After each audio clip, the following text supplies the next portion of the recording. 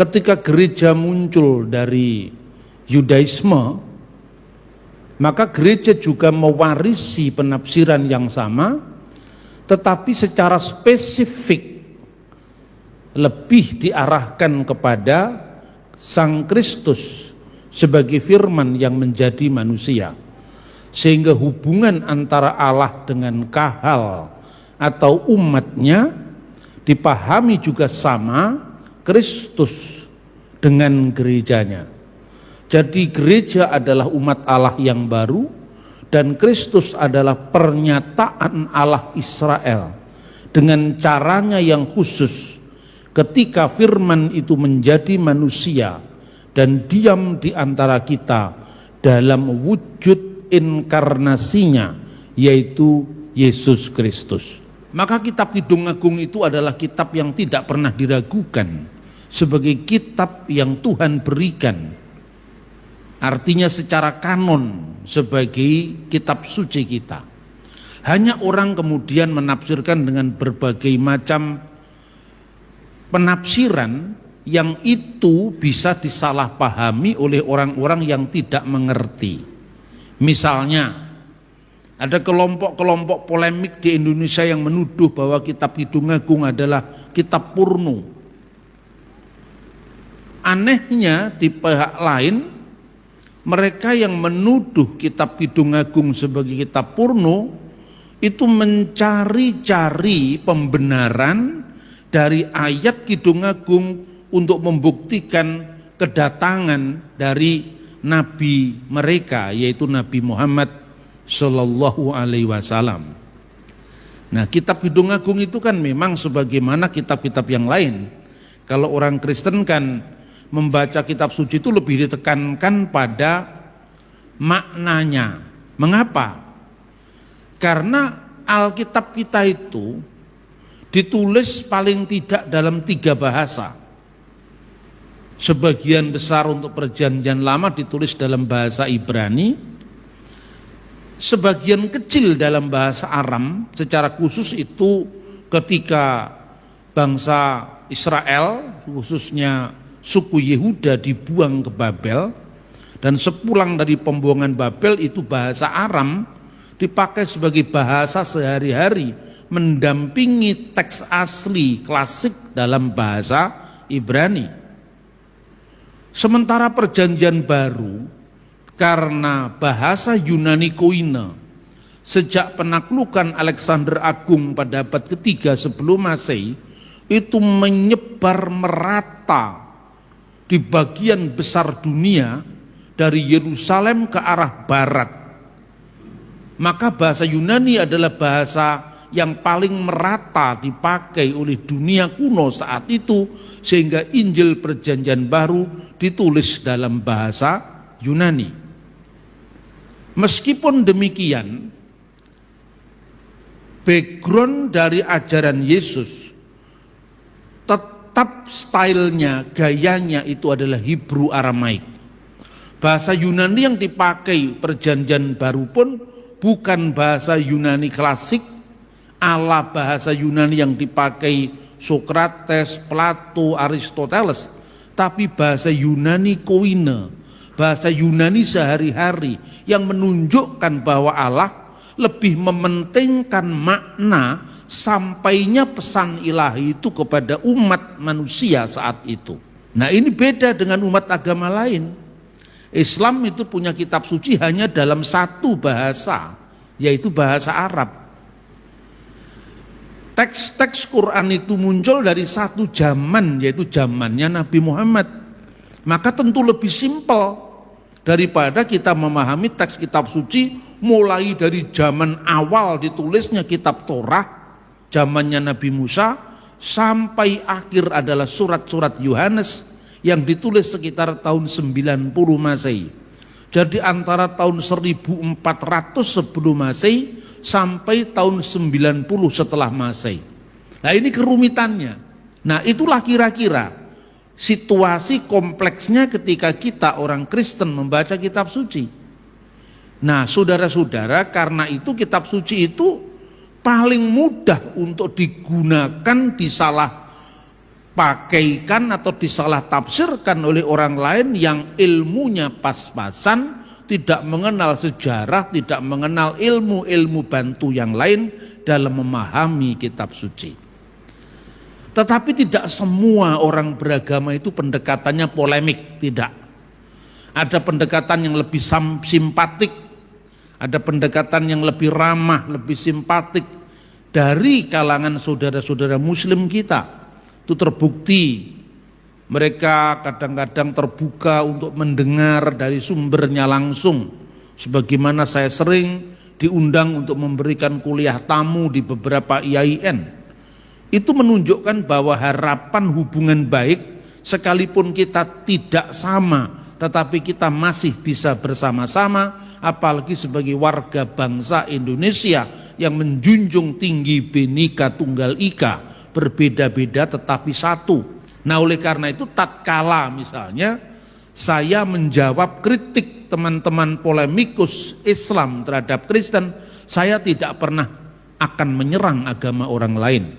Tetapi hanya bagian-bagian yang disalahpahami saya jelaskan, saya luruskan dalam suasana saling berbagi. Nah, teks yang tadi kita baca yaitu kitab Kidung Agung pasal 5 ayat 16, itu dalam bahasa aslinya ya ada kata Muhammadim atau satu akar dengan kata Ahmad Muhammad. Tapi itu hanya mirip bunyi, tidak ada hubungan arti sama sekali. Mirip kalau saudara-saudara mendengar kata Narto dalam bahasa Jawa sama Naruto, kira-kira mirip apa tidak? Mirip kan? Tapi Naruto itu orang Jepang, Narto itu orang Wonogiri. Tidak ada hubungannya. Mau diotak-atik apapun juga tidak akan ketemu, karena antara keduanya memang itu berbeda. Dua bahasa yang berbeda, ada banyak yang seperti itu. Maka menafsirkan kitab suci itu tentu bukan hanya modalnya mendengarkan atau otak-atik gatuk saja. Justru yang seakar dengan kata Arab terpuji itu bukan Mahmadim atau Muhammad atau Muhammadim dalam bahasa Ibrani, tetapi dalam bahasa Ibrani digunakan kata akar kata yadah menjadi hodu. Misalnya ya dalam bahasa Ibrani hodu ladunai kitof kile ulam hastu di dalam Mazmur pasal 136. Jadi itu akar kata yang pertama. Akar kata yang kedua yang seringkali diterjemahkan dengan pujian itu adalah halal, dari kata halal yang artinya sama, yaitu memuji. Misalnya haleluya, halelu pujilah, yah itu bentuk singkat dari tetragramaton, yaitu Allah Israel, Yod He Vav He, yang dibaca oleh kaum akademisi sebagai bacaan perkiraan Yahweh.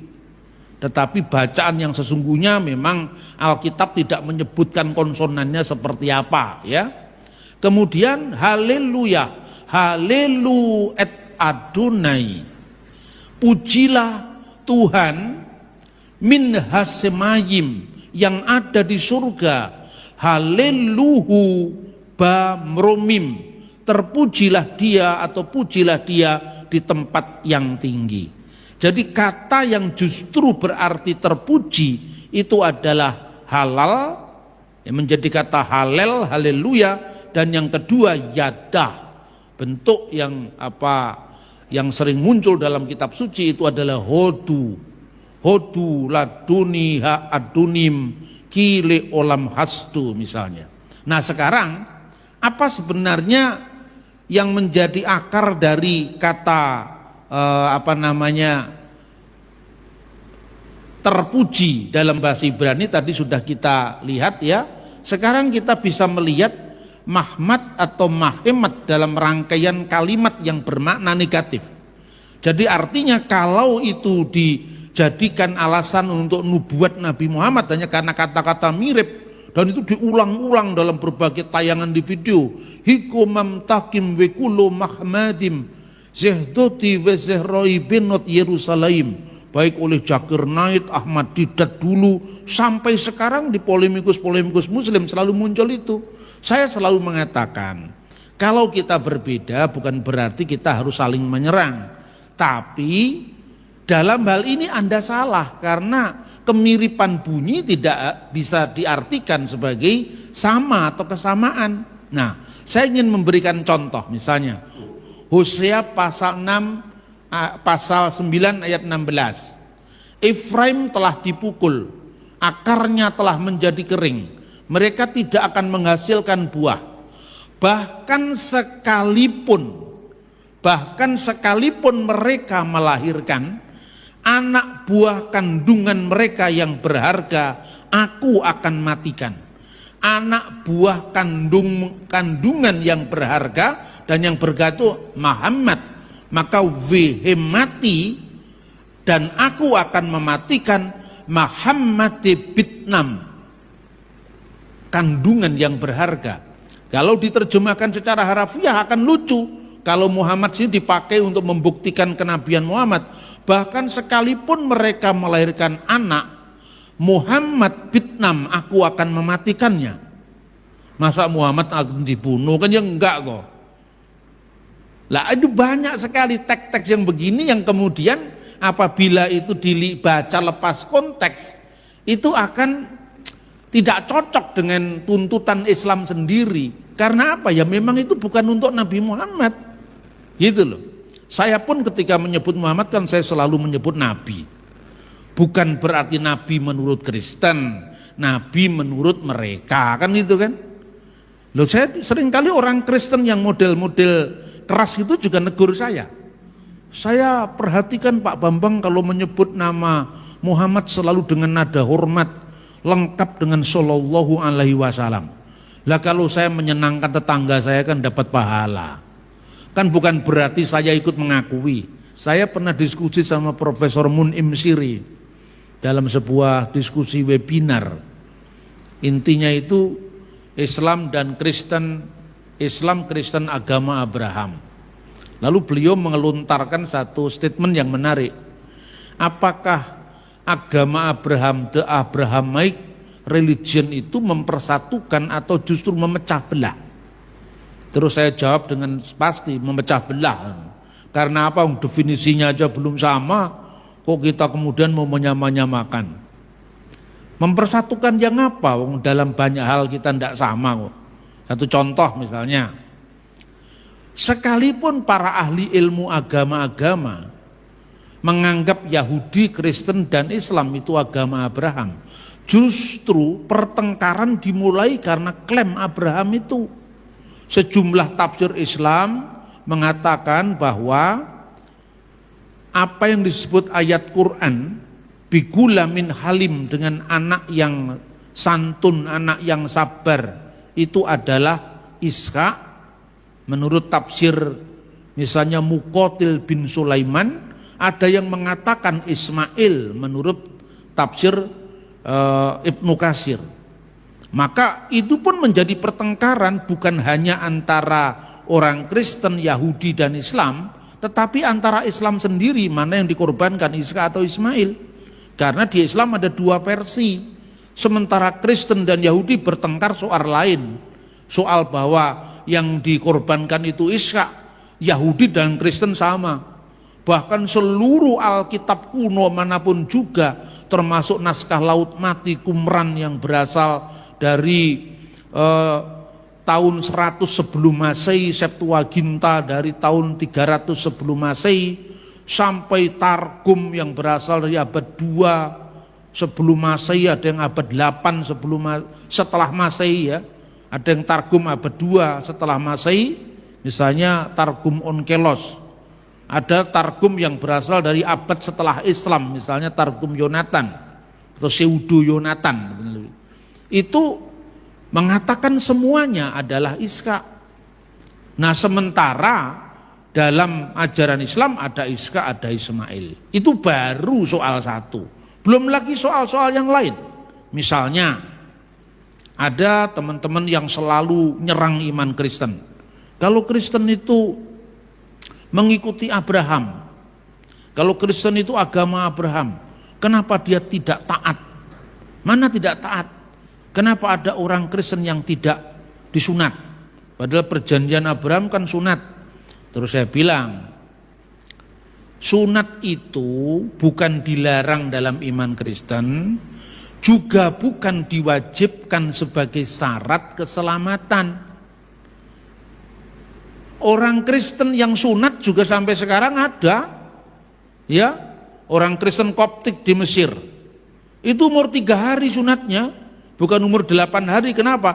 Karena tradisi sunat seperti yang tergambar di kuil-kuil Karnak 1000 tahun sebelum Abraham, itu sudah ada. Sunat itu ciri khas orang Mesir.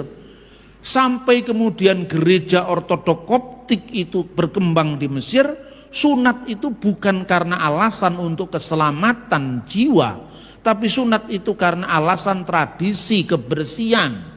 Maka disebut taharot dalam bahasa Arab oleh orang Koptik. Yang dilarang sunat itu apa? Sunat sebagai andalan keselamatanmu. Maka kalau kamu menyunatkan dirimu agar kamu berharap diselamatkan oleh ritus sunat itu, maka untuk apa Kristus mati bagimu? Rasul Paulus yang sering dituduh katanya membatalkan sunat, nah dia menyunatkan Timotius kok di dalam Kisah Rasul pasal 16. Tapi kenapa Rasul Paulus melarang Titus disunatkan? Karena Titus itu orang Yunani. Nah, coba baca sumber Yahudi, apakah sunat itu diwajibkan untuk orang bukan Yahudi? Tidak.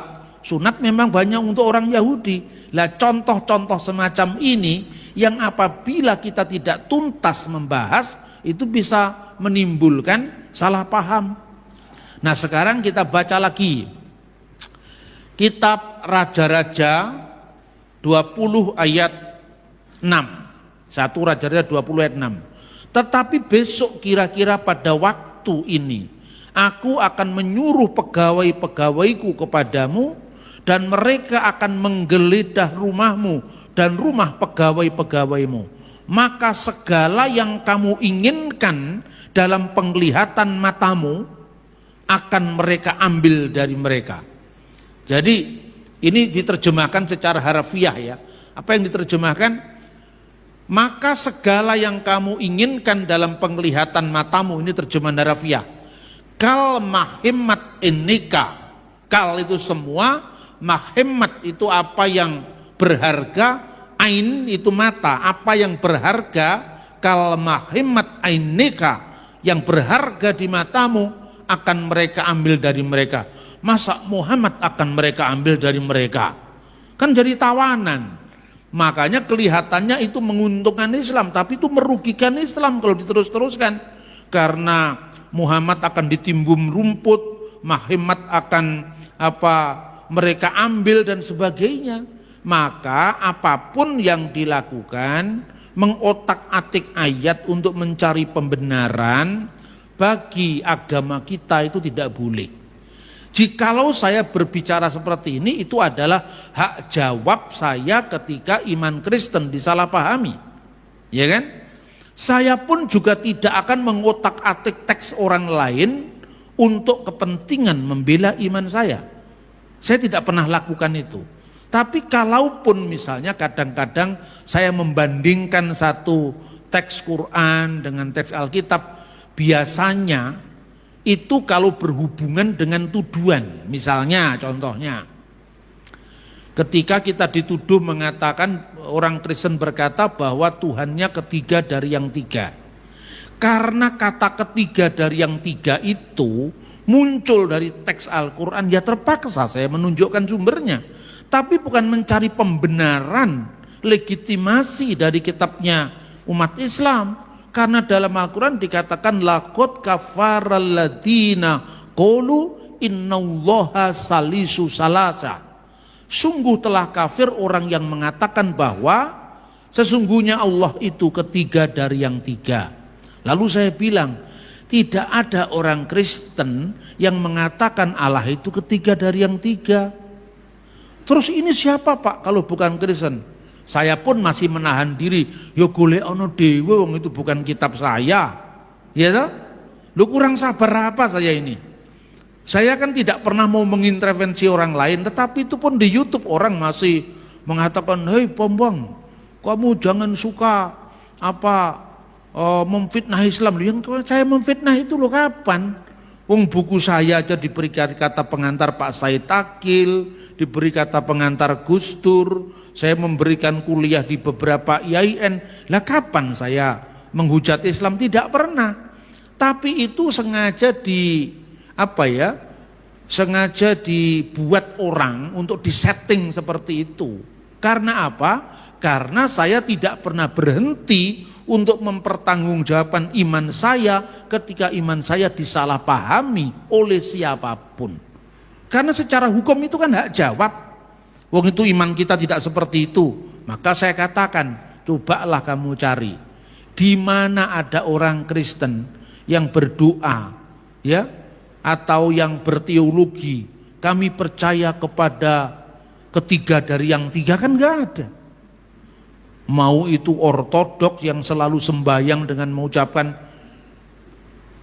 Allah yang esa, ketika mengatakan Bismil ab walibni warahil kudus al ilahu wakid amin, demi nama Bapa dan Putra dan Roh Kudus al ilahu wakid, Allah yang esa amin. Ya toh? Orang Katolik, mana ada orang Katolik juga kalau berdoa Allah ketiga dari yang tiga. Nah, ketiga dari yang tiga itu dalam konteks yang dikritik Quran pun saya setujui. Karena kalau saya membaca tulisan-tulisan Bapak Gereja, misalnya Epifanius dari Salamis yang menulis tahun 400 sekian, ya abad keempat, dia mengatakan bahwa di Arab itu ada aliran Kristen sesat yang namanya Koliridianisme. Mereka suka membuat gerobak-gerobak dari bunga yang dihias demikian rupa dan terjadi pemujaan kepada Maria. Lalu dalam pemujaan itu Maria diberikan sesaji, diberikan korban berupa roti persembahan yang namanya kolirida. Makanya aliran sesat itu dinamakan Koliridianisme. Makanya dalam Quran dikatakan anta hulta linnasit taqiduni wa ummiya ilahaini min dunillah. Apakah kamu berkata kepada manusia, jadikanlah saya Isa dan ibu saya Maryam ilahaini, menjadi dua ilah di samping Allah. Berarti yang dikritik oleh Al-Quran itu Bapa, Ibu, dan Anak. Lah ini bukan Trinitas Kristen, inilah ketiga dari yang tiga. Saya pun juga memberikan pertanggungjawaban dari apa yang saya sampaikan. Coba selain membaca satu tafsir, bacalah tafsir yang lain. Misalnya ya, tafsir Al-Qasimi. Tafsir Al-Qasimi mengatakan bahwa yang ditolak dalam teks itu adalah aliran Maryamiyun yang subur di Arab pada waktu itu. Nah, tapi kenapa? Saya kan tidak mencampuri Muhammad itu siapa, saya tidak pernah. Itu urusannya umat Islam. Dan kalaupun saya mengatakan Muhammad dengan Nabi, itu hanya Nabi yang dijunjung tinggi, yang dihormati oleh orang Islam. Itulah sopan santun dalam masyarakat majemuk. Inilah yang selalu saya kembangkan dalam semangat bersaksi tanpa melukai, aman secara hukum, ramah secara budaya, menjangkau yang belum terjangkau. Nah, terakhir, tentang teks ini juga ada orang yang menuduh bahwa umat Kristen atau umat Yahudi telah menghilangkan kata Muhammadim dalam Alkitab. Nah, ya memang kata Muhammadim kal Muhammad An-Nika misalnya, itu kan bukan nama orang, Jadi saya berikan contoh, kalau misalnya di dalam Al-Quran, nah sekaligus saya tegaskan lagi, kalau saya memberikan contoh ini berarti saya tidak mencampuri agama lain. Tapi karena polemikus Islam menuduh orang Kristen, katanya orang Kristen telah menghilangkan kata Mahmadim supaya menghalangi Muhammad diakui jadi nabi. Maka saya bandingkan, ini ada kata-kata dalikal kitab la raiba fihi hudalil mutakin. Ya, inilah kitab, maksudnya kitab suci Al-Quran yang tidak ada keraguan di dalamnya, yang menjadi huda, petunjuk bagi orang-orang yang takwa. Kan diterjemahkan, yang menjadi petunjuk bagi orang-orang yang takwa. Teks aslinya huda lil mutakin. Seandainya kata huda dipakai nama orang, misalnya Muhammad Huda misalnya, itu kan orang yang memberi nama, tapi teks ini bukan nama. Teks ini adalah petunjuk bagi orang-orang yang bertakwa. Jadi mari kita beragama dengan jujur, beriman dengan cerdas, beriman yang tidak pernah memaki-maki orang, beriman yang tidak pernah merendahkan orang. Siapa yang merendahkan sesamanya berarti merendahkan penciptanya. Itu kita pahami. Injil diberitakan bukan dengan suasana teror, bukan dengan suasana menyalahpahami orang lain, bukan dalam suasana untuk menyerang iman orang lain. Kita memang berbeda, tetapi kita harus bisa bersama-sama.